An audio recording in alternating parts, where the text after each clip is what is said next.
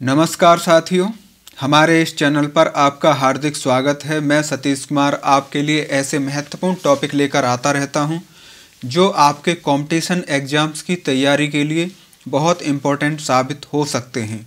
आज इस वीडियो में हम वेद, पुराण, उपवेद, उपपुराण, वेदांग और उपनिषद के बारे में जानेंगे, क्योंकि अक्सर विभिन्न प्रतियोगी परीक्षाओं में वैदिक काल से संबंधित प्रश्न पूछे जाते हैं।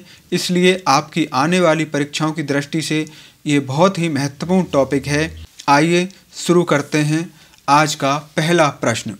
वैदिक साहित्य में पुराणों की संख्या कितनी है और उनके क्या नाम हैं? हमारे शास्त्रों में 18 पुराण हैं। आइए जानते हैं इनके नाम और इनके बारे में संक्षिप्त जानकारी। पहला है हमारा मत्स्य पुराण। मत्स्य पुराण में 291 अध्याय और 14,000 श्लोक मिलते हैं। अगला है श्रीमद् भागवत पुराण। श्रीमद् भागवत पुराण 12 स्कंदों में बटा हुआ है। इसमें 18,000 श्लोक मिलते हैं।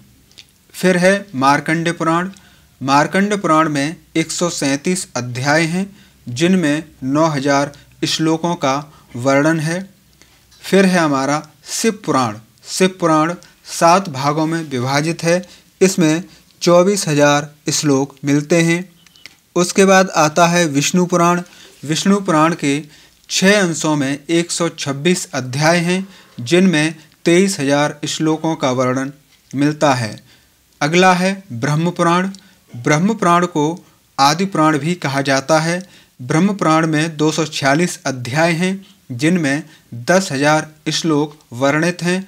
ब्रह्म पुराण को पहला पुराण भी माना जाता है, जैसा कि आदि शब्द का अर्थ ही होता है आरंभ, यानी कि शुरुआत, तो इसको आदि पुराण भी कहा जाता है। अगला है नारद पुराण। नारद पुराण 207 अध्यायों में उल्लिखित है, जिसमें 25,000 श्लोकों की रचना है। फिर आता है पद्म पुराण। पद्म पुराण 5 भागों में विभक्त है। इसमें 55,000 श्लोकों का वर्णन मिलता है। फिर आता है लिंग पुराण।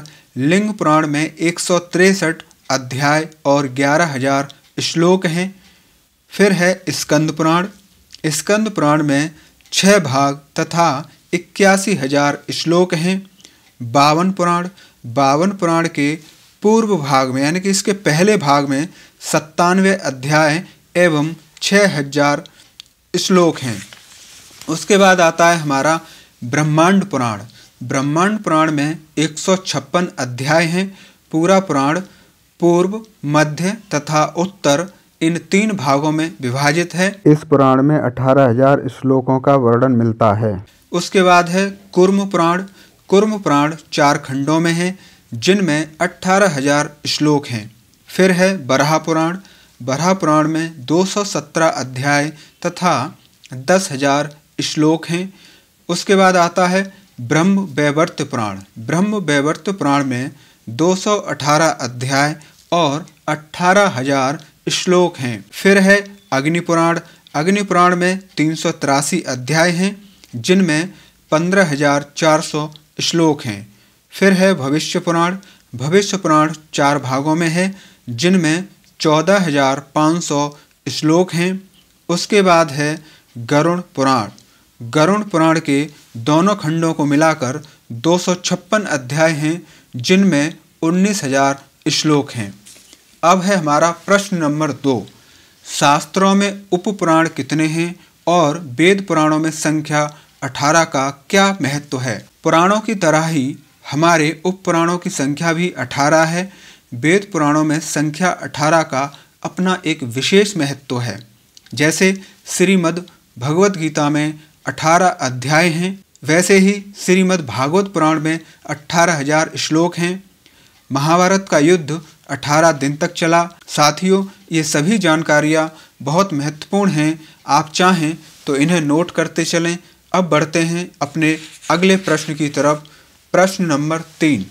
वैदिक साहित्य में कितने वेद हैं और उनके क्या नाम हैं? वैदिक साहित्य में 4 वेद हैं, जिनमें पहला है ऋग्वेद। ऋग्वेद में गायत्री मंत्र का उल्लेख मिलता है। गायत्री मंत्र का उद्भव ऋषि विश्वामित्र द्वारा किया गया। उसके बाद है हमारा सामवेद। सामवेद से संगीत की उत्पत्ति मानी जाती है। सामवेद के मंत्रों के गान में लय तथा स्वर का विशेष नियम है। फिर आता है हमारा यजुर्वेद। यजुर्वेद में यज्ञों और हवन का वर्णन मिलता है। इस वेद में गद्य और पद्य दोनों लेखनी का मिश्रण देखने को मिलता है। चौथा है हमारा अथर्ववेद। अथर्ववेद के रचयिता ऋषि अथर्वा और ऋषि अंगिरा हैं।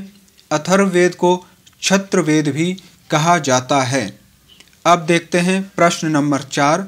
उपवेदों की संख्या कितनी है और उनके क्या नाम हैं? उपवेदों की संख्या भी 4 है, जिनमें पहला उपवेद है आयुर्वेद, यानी कि जो आप अक्सर लोगों के द्वारा सुनते हो कि मैंने आयुर्वेदिक दवाई ली है किसी भी बीमारी को, किसी भी रोग को दूर करने के लिए। तो वो आयुर्वेदिक दवाई का मतलब ही ये है कि जो हमारा आयुर्वेद है उसमें जो भी औषधियों के बारे में वर्णन मिलता है वही हमारा आयुर्वेद है, और उसी से उन दवाइयों का, औषधियों का नाम आयुर्वेदिक दवाइयाँ पड़ा है। तो देखते हैं इस वेद में क्या मिलता है। आयुर्वेद में अच्छे स्वास्थ्य के साथ साथ लंबी आयु के बारे में जानकारी मिलती है, यानी कि इसमें ऐसी औषधियों की और योग वगैरह की जानकारी मिलती है जिससे कि हम अपना स्वास्थ्य अच्छा कर सकते हैं, हम लंबे समय तक स्वस्थ रहकर अपना हंसी खुशी जीवन यापन कर सकते हैं। अगला है धनुर्वेद। इसमें अस्त्र शस्त्र आदि की जानकारी मिलती है। फिर है गंधर्व वेद। इस वेद में संगीत, मंत्र आदि के द्वारा इष्ट देवी देवताओं की पूजा प्रार्थना की जानकारी मिलती है। फिर है चौथा शिल्प वेद। इस वेद में नई इमारत के निर्माण अर्थात स्थापत्य कला के साथ विभिन्न कलाओं का वर्णन मिलता है, क्योंकि जैसा कि इसके नाम से ही पता चल रहा है शिल्प, यानी शिल्प का मतलब होता है बनाना, तो नई इमारत बनाना। तो जो हमारे विश्वकर्मा जी थे वो क्या थे? वो शिल्पकार थे। आगे बढ़ते हैं अपने अगले प्रश्न की तरफ। प्रश्न नंबर 5। शास्त्रों में कितने वेदांग हैं और इनके क्या नाम हैं? वेदांग का अर्थ है जिन रचनाओं या विधाओं से वेद की रचना की जाती है उन्हें वेदांग कहते हैं। वेदांग की संख्या 6 है। शिक्षा, कल्पसूत्र, व्याकरण, निरुक्त, छंद और ज्योतिष, ये वेदांग के 6 अंग हैं। वेद प्लस अंग, वेदांग, इन दोनों शब्दों से मिलकर बना है, यानी कि वेदों के अंग ये हैं। आगे बढ़ते हैं। प्रश्न नंबर 6। वैदिक साहित्य में उपनिषद कितने हैं? उपनिषदों में गद्य और पद्य दोनों शैली मिलती हैं। गुरु और शिष्य के आपसी प्रश्न उत्तर के संवाद द्वारा उपनिषदों में बहुत ही महत्वपूर्ण और गहरी जानकारी प्राप्त होती है। मुक्तोपनिषद के अनुसार उपनिषदों की संख्या 108 है। साथियों, ये वीडियो अधिक लंबा हो जाएगा, इसलिए अगले वीडियो में आपको उपनिषदों के नाम की जानकारी मिलेगी और किस वेद की रचना किसने की और इन वेदों में क्या क्या वर्णन मिलते हैं और कौन सा वेद किस शैली, गद्य या पद्य में लिखा गया है। इन सभी से संबंधित बहुत से प्रश्न परीक्षा में आते हैं। इन सब की विस्तृत जानकारी आपको देने के लिए मैं अगले वीडियो में लेकर आऊँगा। आने वाले नए वीडियो की जानकारी आपको तुरंत मिल सके, उसके लिए आप इस चैनल को सब्सक्राइब कर लीजिए और इस वीडियो को लाइक अवश्य करें। आशा है कि अब आप इन सभी प्रश्नों के उत्तर आसानी से दे सकेंगे। इसी कामना के साथ मिलते हैं अगले वीडियो में किसी नई जानकारी के साथ। आप अपना ख्याल रखें, स्वस्थ रहें, प्रसन्न रहें, हमारे ऑनलाइन परिवार से जुड़े रहें।